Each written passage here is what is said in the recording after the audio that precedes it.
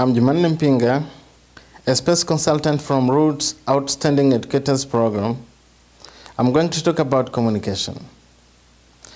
Communication plays a vital role in human life as it helps to facilitate the process of sharing information and knowledge, as well as to develop relationship among people. We always communicate with a lot of people, including our families, friends, and between organizations and nations. This being the case, therefore, it is important to learn how to communicate effectively. Failure to communicate effectively often leads to conflict, which in turn can harm our organizations and even states.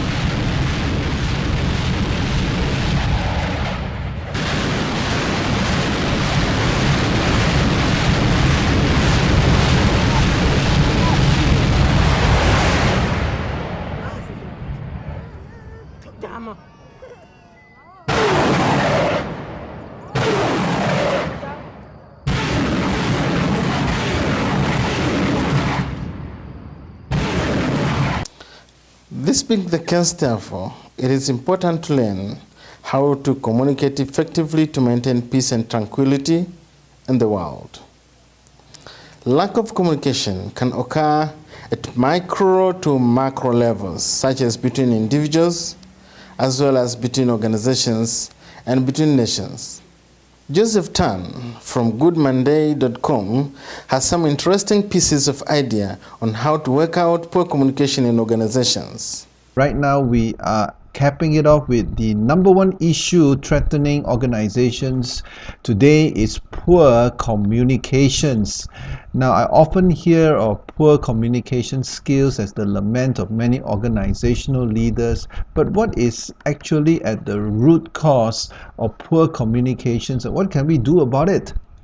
Do you know what's the number one killer of relationships? The number one killer of relationships is expectations. It's not just expectations per se, because if expectations is not communicated clearly and the delivery falls short of the expected expectations, then the gap between expectation and delivery, this is where poor communication happens.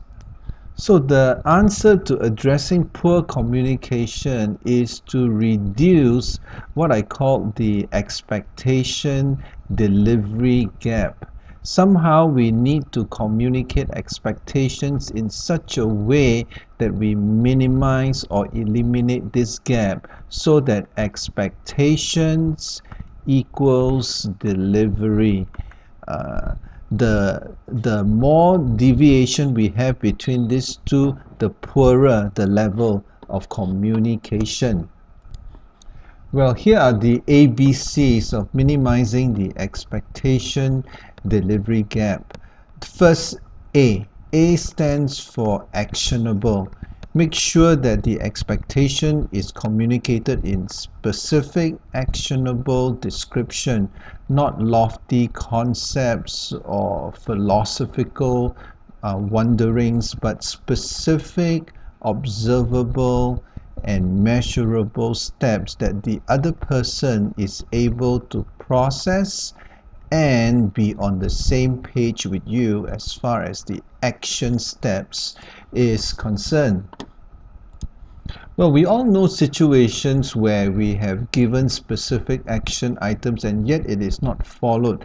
Now, this is because we are dealing with human beings, and human beings are driven by a sense of purpose. They are driven in terms of not only knowing what needs to be done, they need the why to be answered as well. That's why the second step here is to be able to identify a common belief. What is it that drives the other person? What motivates the other person? How does the person view the world around him or her? What does he or she believe in? What are the values that he or she would subscribe to? Appealing to a person's belief and purpose, answering the question why can be very motivating, so that the expectation is met in a more targeted way and in a way that is personally motivating. The danger is this: if we don't appeal to a person's belief, and if we don't appeal to the why, what happens is that this person may interpret your expectation according to his own perspective and according to his own way of doing things, which might be in opposition with the actual why of what you want to do in the first place. The final step is to describe the consequence. Now, as human beings, we are driven by two factors. One is what we may gain from what we do. The other one is what we may potentially lose. So if the expectation is communicated in terms of its consequences, if you do this, this is what we will gain. If you don't do this, this is what we will lose. Then it will hit home a little bit closer. So while communicating your expectations, make sure that there is a level of consequence that is attached to it. Now, consequence can be both positive and negative. It need not be negative all the time. Most of the time, poor communication happens because our communication is only unidirectional. So we only communicate one way, and we do not take the time to process these three areas. We do not take the time to get feedback in terms of, do you understand the specific action? Do you believe in what we are doing? Are you clear about the consequences? Just taking time to go through and to process these three factors will really help to communicate your expectations through in a clear way. Now, being able to address these 3 points is what constitutes a clarifying conversation. So in improving the communication in the workplace, it's not just only about delivering your thoughts.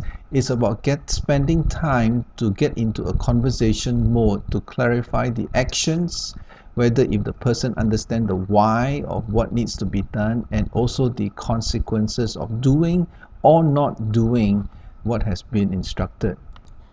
Time spent in going through the ABCs of minimizing the expectation and delivery gap is time worth investing in. Just because something needs to be done quickly doesn't excuse you from spending time in clarifying the ABCs of minimizing this gap. Invest time in conversing through these 3 steps, and you will find that poor communication could be a thing of the past, and it will no longer be an issue within your organization. Thank you for watching.